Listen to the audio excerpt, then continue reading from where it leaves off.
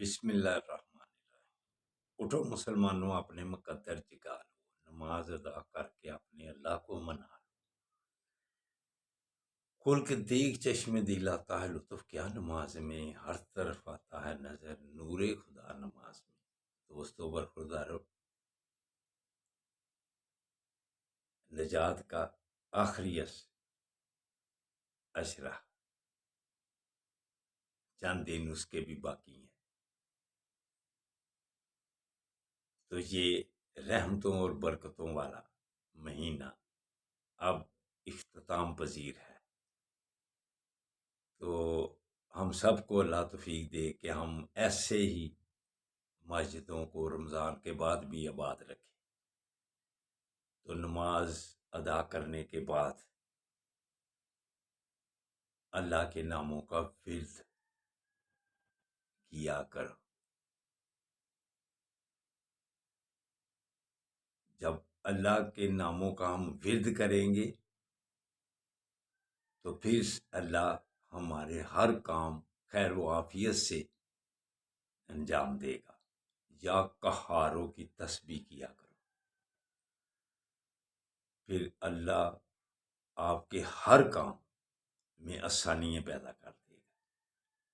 تو دوستو برخوردارو، نبی کریم صلی اللہ علیہ وآلہ وسلم کا فرمان عالی شان کہ کامل مسلمان وہ ہے کہ جو اپنے لیے پسند کرے وہ دوسرے مسلمان کے لیے بھی وہی پسند کرے۔ تو دوستو، نماز مجھے سب سے پیاری آقا صلی اللہ علیہ وآلہ وسلم کی ٹھنڈک، تو اس سے محبت کرنی چاہیے۔ تکبیر اولیٰ کے ساتھ نماز پڑھی جائے، پھر دوسرے مسلمانوں کے لیے بھی خواہش کی جائے کہ وہ بھی پڑھے، تو صحت بھی اچھی لگتی ہے۔ اس لیے برخورداروں کو کہتا ہوں کہ اپنی صحت کی طرف توجہ دو، اپنے جسم کا خیال رکھو۔ جس نے اپنی طرف توجہ سے آنکھیں بند کر لی، وہ کسی اور کے کیا کام آئے گا؟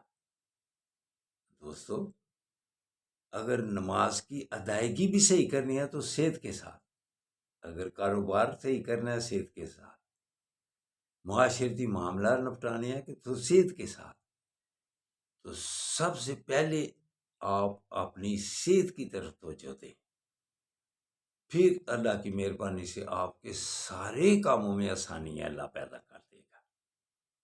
تو دوستو برخوردارو، نماز سے محبت کر لو، پھر آپ والدین کی بھی آپ کا جی جائے گا کہ والدین کی خدمت کرے۔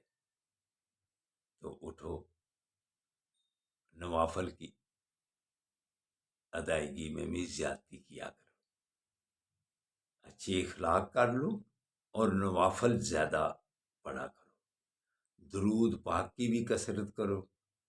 اس مہینے میں نوافل کا ثواب فرائض کے برابر، اور فرائض کا ثواب 70 گنا زیادہ کر دیتا ہے اللہ۔ اور جو خلوص میں زیادتی کرتا جائے گا اس کا اجر بھی زیادہ ہوتا جائے گا۔ تو اٹھ کر نماز ادا کر لو برخوردار۔ اللہ حافظ، اللہ حافظ، اللہ حافظ۔